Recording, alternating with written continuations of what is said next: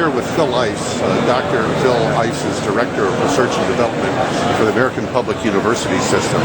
And APUS is one of the top practitioners of embedded predictive analytics among American universities. Phil, I've just invited you to develop a case study for our public forum on action analytics, and thank you for agreeing to do that so that that'll be available soon.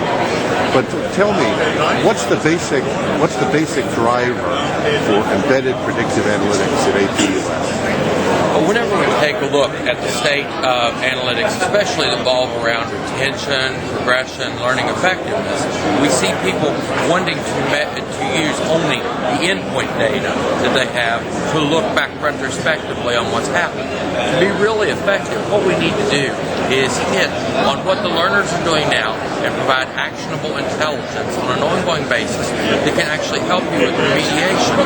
And our philosophy is the only way to do this is get into a situation where you have embedded calls that are propagating the data back for analysis to produce it in an efficacious period of time. Right.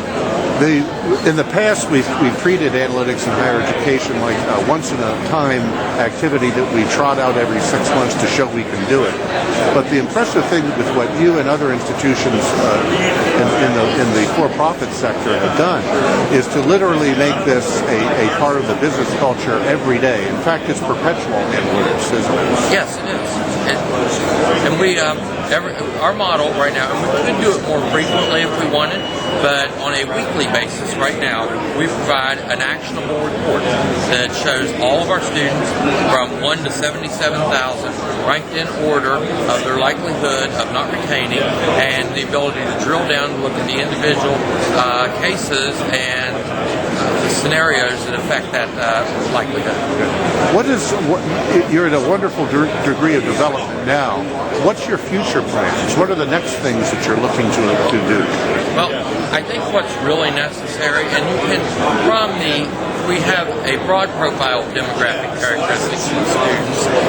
There are interactions at the institutional level and data that looks at some of the LMS interactions. But to get down to the next degree of granularity, we need a few things. We need to be able to look at very precise transactional information that shows the student interaction with content, student interaction with other students, student interaction with the instructor in highly quantifiable ways and measuring to a very granular level. When we do that, then we understand not only what's causing a problem to arise, but the very precise nature of that problem. Now, one of the things that you all do with is consistency, in the sense that you're using the same approaches and applications across the enterprise. But your work is never done because you can never be consistent enough. So what you're telling me is this is really a process of continuous improvement. It's continuous quality improvement is exactly what we're dealing with. And what makes it even more exciting is that we use an approach to statistical analysis that doesn't look at simply regression testing or something of that nature and saying, here is the variance accounted for, and gee, we have a model that can help us predict this.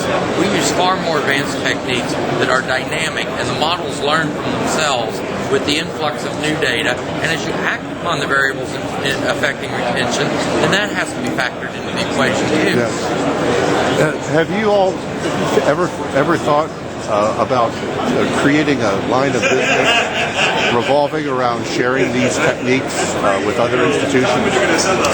That's under exploration. I can imagine.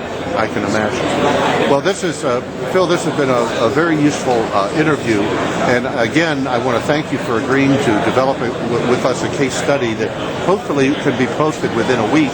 It'll consist of a wiki with many of the PowerPoints and white papers that chronicle the American Public University System's march toward excellence in analytics. Thank you, Don. It's my pleasure, and we'll be happy to provide that. It's great to have you here. Thank you.